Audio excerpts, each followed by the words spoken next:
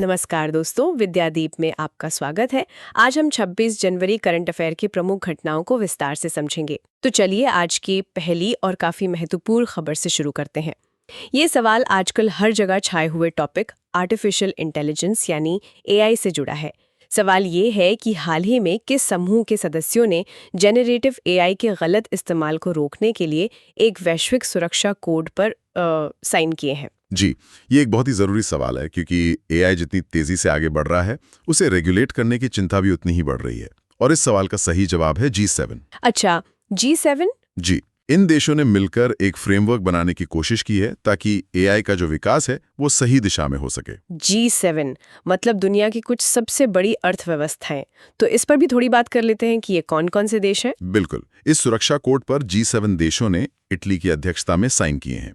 और G7 के सदस्य देश हैं France, Germany, Canada, Italy, UK, America और जापान। ये नाम याद रखना जरूरी है। सही कहा। तो ये तो हुई वैश्विक तकनीक की बात। अब जरा भारत के एक बड़े राज्य की तरफ चलते हैं। हाल ही में 24 जनवरी को किस राज्य का स्थापना दिवस मनाया गया? इसका सही जवाब है उत्तर प्रदेश। उत्तर प्रदेश। जी, 24 जनवरी की तारीख उत्तर प्रदेश के लिए एक ऐतिहासिक महत्व रखती है। और इसका इतिहास भी काफी दिलचस्प है ना?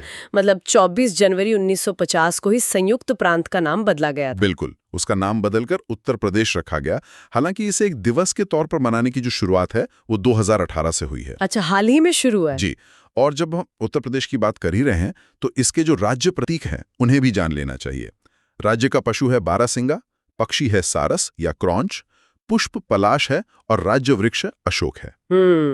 इन स्थायी तथ्यों के अलावा उत्तर प्रदेश हाल की कुछ घटनाओं की वजह से भी काफी चर्चा में है। हाँ बिल्कुल, जैसे कि प्रोजेक्ट डॉल्फिन के तहत दूसरा राष्ट्रव्यापी सर्वेक्षण बिजनौर से शुरू हुआ है और शिक्षा के क्षेत्र में भारत का पहला वन विश्वविद्यालय गोरखपुर में स्थापित होगा। और एक और चीज, सभी सरकारी स्कूलों में अब अखबार पढ़ना अनिवार्य कर दिया गया है। जी, और एक और महत्वपूर्ण बात, नोएडा में मोबाइल स्क्रीन का पहला टेम्पर्ड ग्लास प्लांट भी खुला है। ये सभी पॉइंट्स परीक्षा के लिहाज से काफी जरूरी हैं। चलिए, तो अब जमीन से आसमान की ओर देखते हैं। भारत का प्राइवेट सेक्टर भी अब अंतरिक्ष में बड़ी छलांग लगा रहा है। सवाल ये है कि हाल ही में निजी क्षेत्र का पहला बड़ा सैटेलाइट बनाने का प्लांट कहाँ शुरू हुआ है? ये भारत के स्पेस प्रोग्राम के लिए वाकई एक बहुत बड़ा मील का पत्थर है और ये प्लांट शुरू हुआ है गुजरात के आनंद में। अरे वाह, गुजरात में? जी, मतलब अब इसरो के साथ साथ प्राइवेट कंपनियां भी सैटेलाइट निर्माण में एक बड़ी भूमिका निभाएंगी। और गुजरात का नाम आते ही कई और चीजें भी ध्यान में आती हैं। स्टैटिक जीके के लिए भी ये राज्य काफी अहम है। निश्चित रूप से, जैसे गिर नेशनल पार्क एशियाई शेरों के लिए पूरी दुनिया में मशहूर है। यहाँ के प्रमुख झीलें हैं नल सरोवर, थोल, कांकरिया और खिजड़िया। और साथ ही ये कपास और मूंगफली का देश में सबसे बड़ा उत्पादक भी है। और हाल फिलहाल की खबरों की बात करें तो करंट अफेयर्स में क्या चल रहा है? करंट अफेयर्स में भी गुजरात आगे हैं। जैसे धोरोडो गांव को मोढेरा सौर गांव बनाया गया है। और अगर जीआई टैग की बात करें तो वलसाड़ का जामफल चीकू और कच्छ की खारेक मतलब खजूर, उसको ये टैग मिला है। एक और बड़ी खबर है, गांधीनगर में भारतीय कृत्रिम बुद्धिमत्ता अनुसंधान संगठन की स्थापना होगी। और शायद सबसे बड़ी खबर यह है कि गुजरात को 33 साल के लंबे इंतजार के बाद टाइगर स्टेट का दर्जा वापस मिल गया है। जी हाँ, बिल्कुल, ये वन्यजीव संरक्षण की दिशा में एक बहुत बड़ी जीत है। चलिए, अब अंतरिक्ष और उद्योग से हटकर कला और संस्कृति के मंच पर चलते हैं।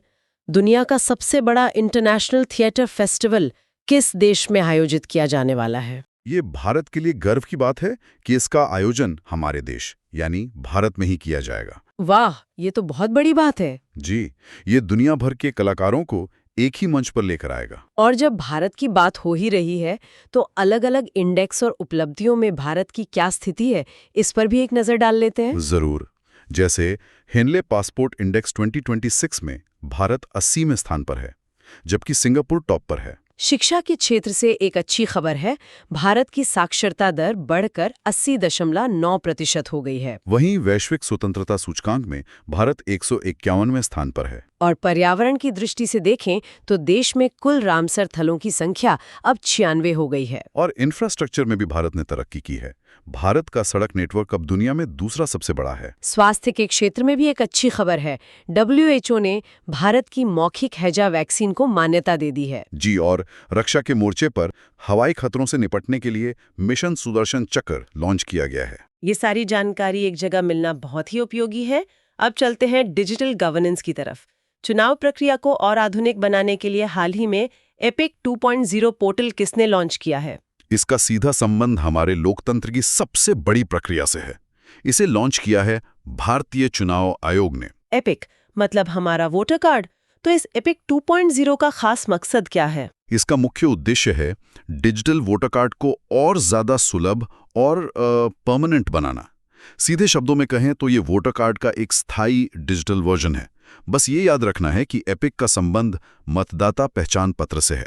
और वर्तमान मुख्य चुनाव आयुक्त कौन है? वर्तमान मुख्य चुनाव आयुक्त हैं ज्ञानेश कुमार, और उनसे जुड़ी एक और जानकारी है कि उन्हें हाल ही में एक प्रमुख IIT द्वारा सम्मानित भी किया गया है। चलिए टेक्नोलॉजी पर वापस लौटते हैं। हमने AI की बात की, अब जरा देखते हैं कि ये हमारे शहरों को कैसे बदल रहा है। हाल ही में देश के पहले पूरी तरह से AI नियंत्रित स्मार्ट पावर ग्रिड का उद्घाटन कहाँ किया गया है? ये एक बेहतरीन पहल है। इससे बिजली की बर्बादी रुकेगी और सप्लाई भी बेहतर होगी। और इसका उद्घाटन उत्तर प्रदेश की राजधानी लखनऊ में किया गया है। लखनऊ में? ये तो बहुत बड़ी बात है। लखनऊ से जुड़ी कुछ और खास बातें भी होंगी फिर तो? हाँ बिल्कुल, ये स्मार्ट पावर ग्रिड गोमती नदी के किनारे स्थित है और लखनऊ शहर सोलर रूफटॉप इंस्टॉलेशन के मामले में भी देश में सबसे आगे है। इतना ही नहीं, भारत की पहली ब्रेल लाइब्रेरी भी लखनऊ में ही खुली है। और एक और बड़ा सम्मान लखनऊ को मिला है ना, खान-पान को लेकर। जी, यूनेस्को ने लखनऊ को उसकी खानपान की विरासत के लिए क्रिएटिव सिटी ऑफ गैस्ट्रोनॉमी की सूची में शामिल किया है। ये वाकई एक शानदार उपलब्धि है। चलिए बिजली ग्रिड से बात आगे बढ़ाते हैं और पूरे ऊर्जा क्षेत्र पर आते हैं। चौथा भारत ऊर्जा सप्ताह यानी इंडिया एनर्जी वीक कहाँ आयोजित किया जाएगा? ये भारत के ऊर्जा भविष्य पर चर्चा के लिए एक बहुत बड़ा अंतर्राष्ट्रीय मंच है और इस बार इसका आयोजन गोवा में किया जाएगा। गोवा मतलब खूबसूरत समुद्र तट और पर्यटन, लेकिन इसके अलावा भी गोवा के बारे में जानने के लिए बहुत कुछ है। बिल्कुल, गोवा की राजधानी पणजी है और मुख्यमंत्री हैं प्रमोद सावंत। यहाँ भगवान महावीर नेशनल पार्क और मशहूर डॉक्टर सलीम अली पक्षी विहार भी हैं। गोवा के इतिहास से जुड़े 2 दिन भी बहुत महत्वपूर्ण है। एक तो गोवा मुक्ति दिवस 19 दिसंबर और स्थापना दिवस 30 मई को। जी, और वहाँ के काजू और फेनी को GI टैग भी मिला है।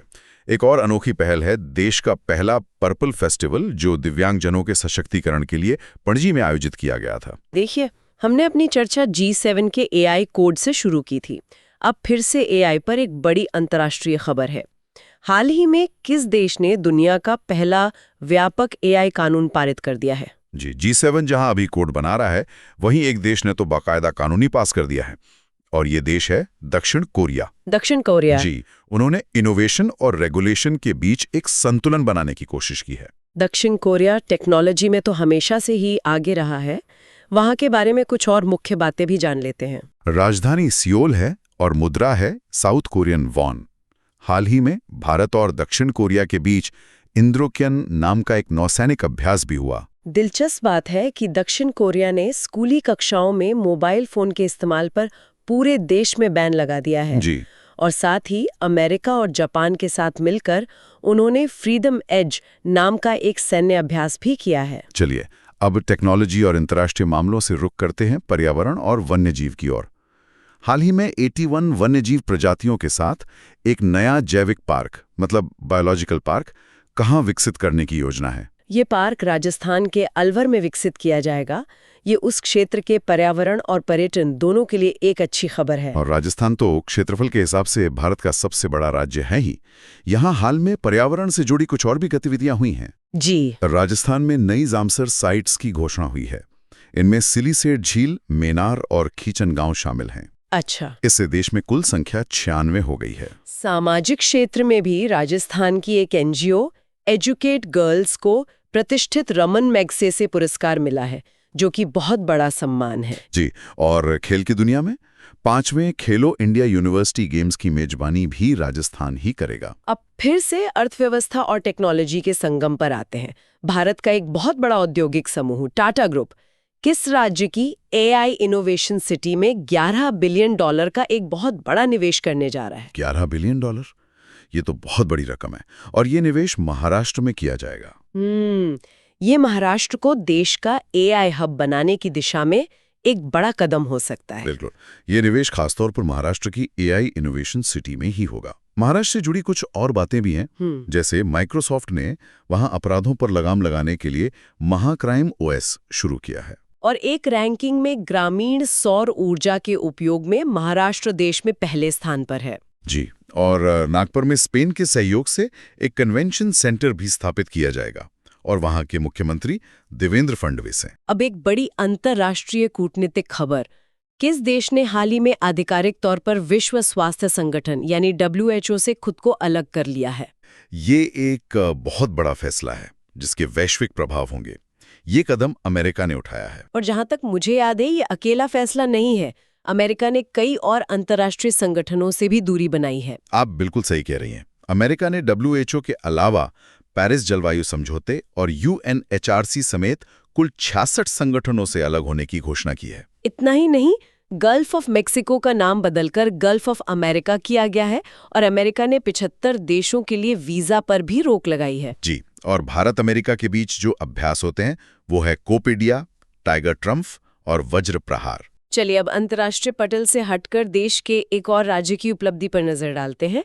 किस राज्य की पुलिस को उनकी उत्कृष्ट सेवा के लिए प्रतिष्ठित राष्ट्रपति पुलिस ध्वज पुरस्कार से सम्मानित किया गया है?